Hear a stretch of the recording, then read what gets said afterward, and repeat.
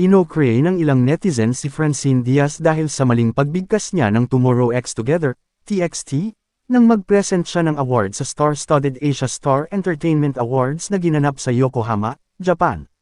Sa halip kasi na Tomorrow X Together ang sabihin niya, Tomorrow Times Together ang tinura niya. Hirit tuloy ng Kafaneyan, hindi niya kilala ang boy band na kanyang i-prime present.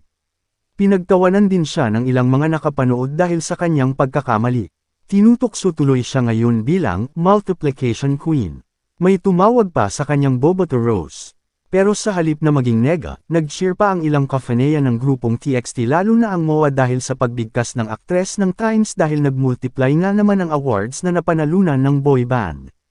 Nang ma-realize naman niya ang kanyang pagkakamali ay humingi agad ng paumian si Francine na ikinabilib naman ng ilang netizens.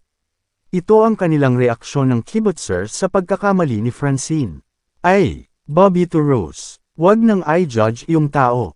Umamin naman siya sa kanyang pagkakamali. What I love about this girl is that she knows how to say sorry even just a very small mistake she did. To all MOA out there, pasensya na daw po haha. Tomorrow Times Together, the way she says it so confidently, I love everything about her.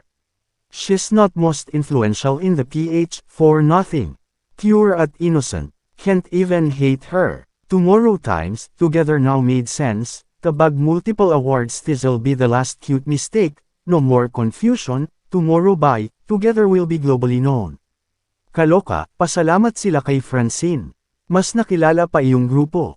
Ha ha ha.